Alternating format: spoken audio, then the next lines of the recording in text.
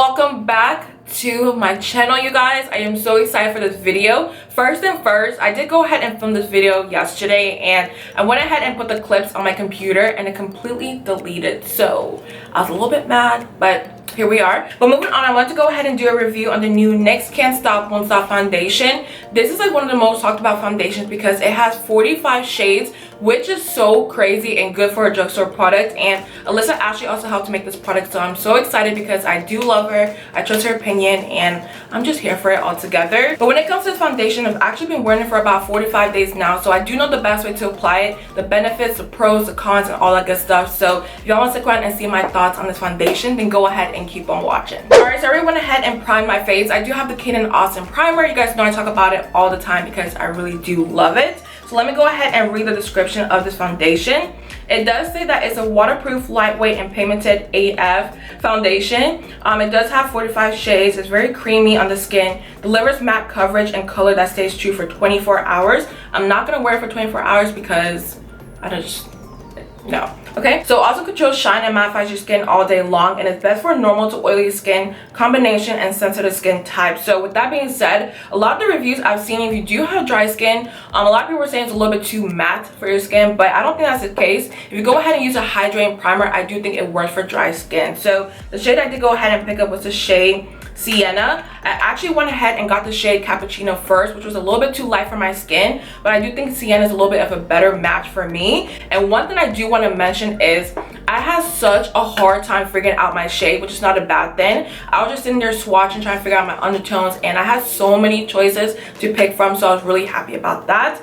But let me go ahead and pump some on the back of my hand. This is what it looks like, and Alissa actually did mention it kind of starts off a little bit too light for your skin, so when I go ahead and apply it, it looks like it'll be too light for my skin, but throughout the day it does get a little bit darker. Now with it getting a little bit darker, it doesn't oxidize, because when you think of oxidizing, you think of orange or red. It just matches your skin a little bit better throughout the day, so I really do like that. So let me go ahead and apply some on my face. I'm using my Real Techniques buff and brush, and I just blend that into my skin.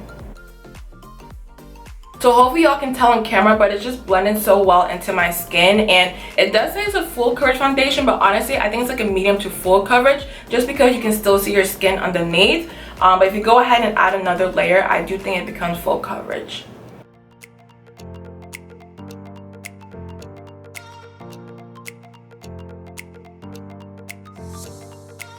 And y'all, don't forget the neck, because that's how you get exposed out here. So I just go ahead and add a little bit of foundation to my neck, just because my neck is a whole lot darker than the rest of my skin. And I just use the brush and blend it in. To blend everything together, I go ahead and use my beauty blender, just because with brushes I just feel like they look a little bit streaky. That's just my opinion. So I just go ahead and use my beauty blender and just blend everything together.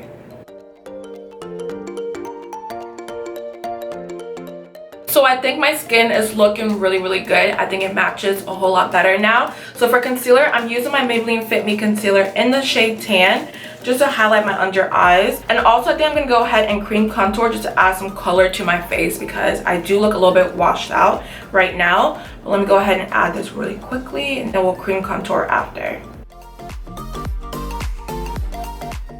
And to bronze my face, I'm using the Sephora Bright Future Concealer in the shade Truffle, just to add a little bit of color to the face.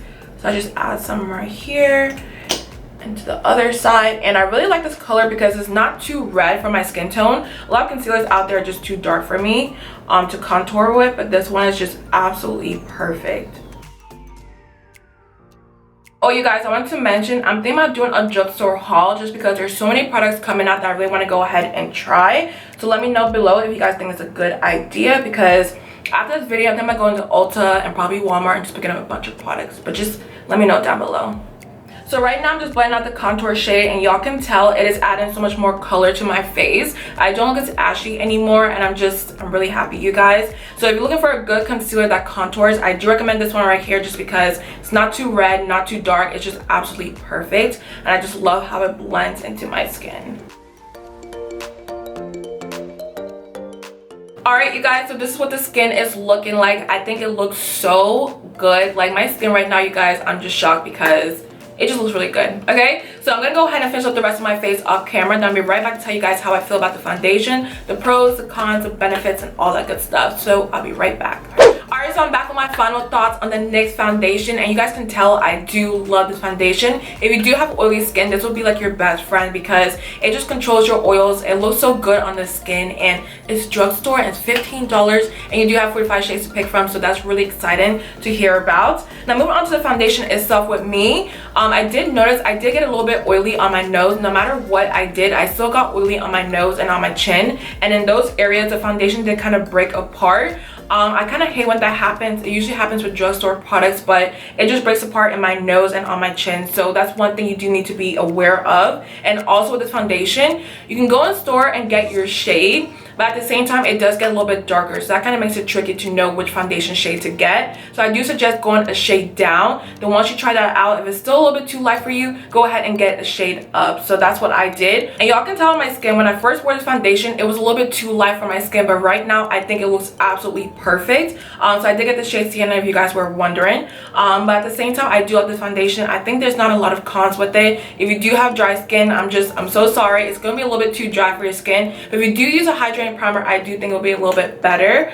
I'm trying to see what else I missed out here with this foundation, but so far my overall experience was good. I didn't really have any issue with this. It blends well into the skin, it controls my oils, it lasts a long time, and also in terms of the wear time, I will say from 4 to 6 hours it looks absolutely flawless. But from 6+ hours and up, it did get a little bit oily in my T-zone, and the foundation did kind of start to like break down on me. But I'm just gonna go ahead and wear this foundation if I'm going to, like, you know, errands or like little events here and there, but I won't wear it all day. That's just my personal opinion. But yeah, that's my whole thoughts on the foundation. I'm so sorry you guys that I didn't do a wear test. I really wanted to, but the fact that the video got deleted yesterday, I was a little bit upset with that. But at the same time, I do know a lot about this foundation. I know the best way to apply it. I just know how it works on my skin, so I didn't feel like you guys needed a wear test. But next time I do promise, whatever foundation I do try, I will do a wear test. All right, but I love you guys so much. Don't forget to like, subscribe on your way out. I love you guys so much again, and I'll see you guys in my next one.